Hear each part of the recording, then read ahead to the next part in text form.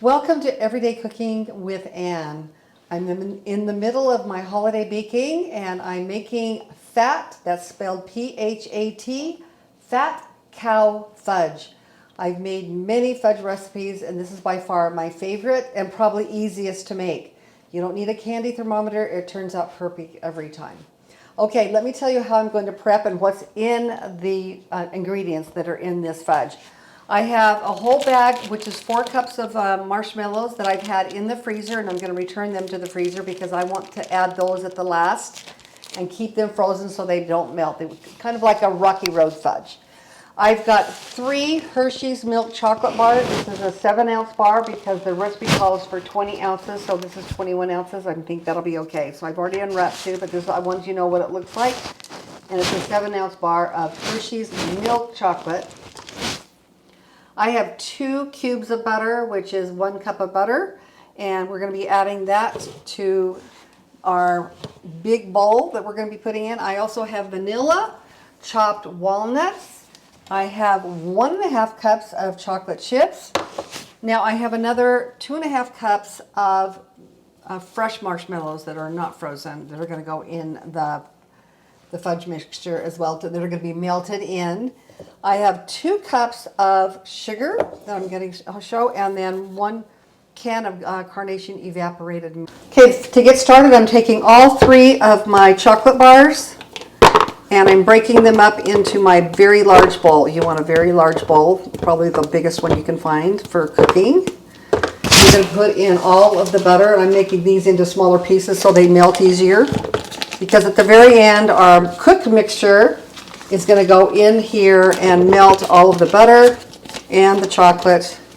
We're adding the chocolate chips on here on top. So this is all ready to go. We're not going to add the nuts and vanilla to the very end. Okay, so now we're going to come over here with our other 3 ingredients, which is our marshmallows. And I'm going to turn this on medium heat. And I'm going to pour in my evaporated milk.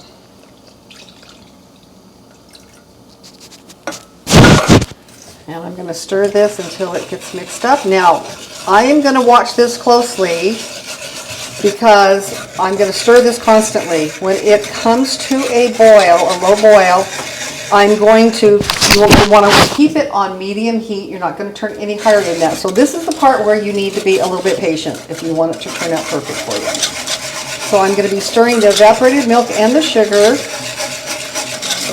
and the marshmallows, which will be melting at the same time, into this mixture. I'm going to keep it on medium heat until this comes to a boil. So I'm going to come back and we'll tell you about how long it takes to come to a boil, because once it starts boiling a little bit, we have to go exactly 7 minutes. So we're going to keep an eye on this for you. We'll be back and I'll tell you exactly how long it takes us to get to the next point. Okay, I've had this going right now for melting the marshmallows for about 5 minutes. And now I'm going to stir this for 7 more minutes. So I'm going to set my timer. And I hope this doesn't bubble over. You might need a bigger pan than I've got, but we'll see. I'm going to keep this boiling for 7 minutes. My bad. I think the pan that I had that I thought was going to be perfectly fine was not quite big enough, so I transferred my mixture to a larger pot. So you might want to make sure you do that as well. You can see how it's bubbling up, and when it starts expanding, you want to keep that low boil because you're keeping it on medium heat. You don't want to turn it any higher than that because you want that low constant boil for the whole 7 minutes.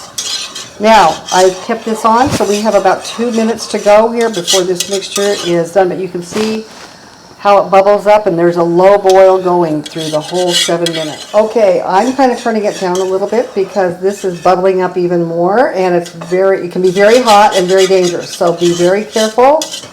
This has got another 2 minutes to go, and then we're going to be pouring it onto our chocolate mixture. My timer just went off.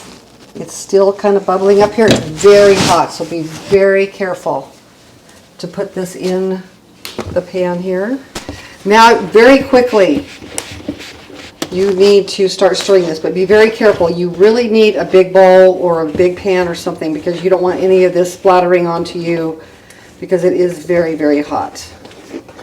Okay. Okay, and I'm mixing this until it quits being so shiny. It's going to be very shiny at first, and you're going to want to just keep mixing this.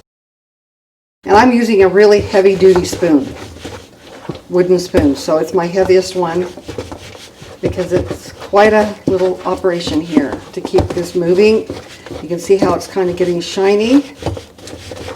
It's melted almost all the butter.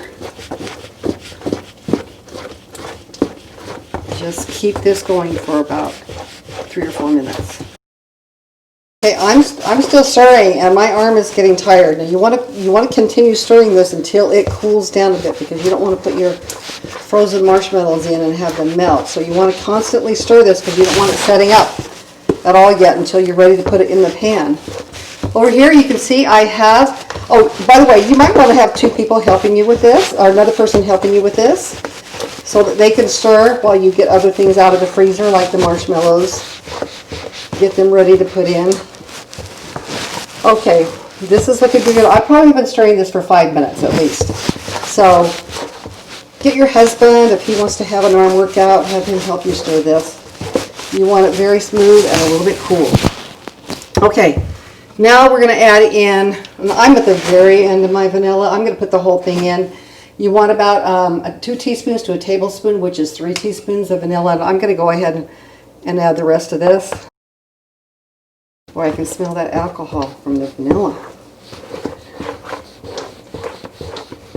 Okay, now you want to add in your frozen marshmallows. Kind of break them up a little bit. You're going to have some big chunks in here, it looks like, too.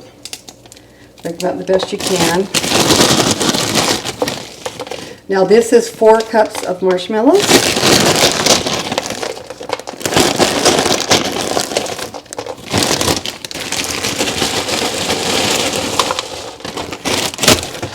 Mix these up a little bit.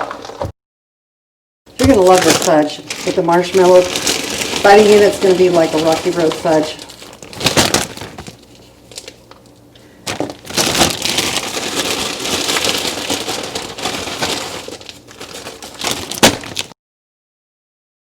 Okay, some of these are frozen and kind of stuck a little bit together. So maybe don't put the big chunks in, just the little ones. And we're going to continue stirring. Okay, while I'm doing this, I'm also adding my 2 cups of chopped walnuts. To me, that's the best part, besides the marshmallows. And the chocolate.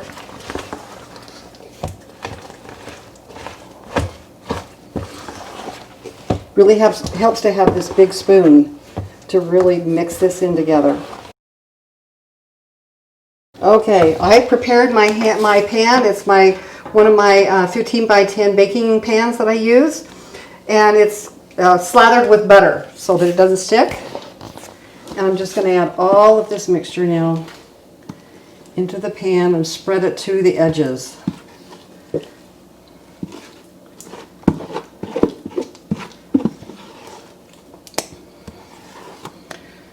You're going to want to cool this completely before you try cutting into it. And the best way to do it is to let it cool on the counter for about an hour and then put it in the refrigerator to harden up a bit, and then it's going to be very easy to cut into pieces. Actually, I'm going to use this to spread it because it's very heavy. The mixture is actually pretty heavy. You can see the big chunks of marshmallows and the nuts in here. We only, of course, make this once a year, so we want to share it with as many people because it's very addicting, and you can't just say there's no calories in here for Christmas. So make it for your friends and family so that they can all have a little piece. And in a little bit where we're going to be showing you our holiday platter with a piece of everything on it that we've been making for the season. Put our fudge in the fridge overnight, so it is the next day. And I want to show you what it looks like. It's got, you can see the marshmallows, the nuts. It is just fudgy goodness. I have tried several fudge recipes for Christmas time, and honestly, this is the best because I love the marshmallow, the nuts. The chocolate is amazing. It's the milk chocolate. It's a little different than other chocolates I have. You're going to love this recipe, and you saw how easy it was to make. So enjoy for the holidays and share with your friends and family.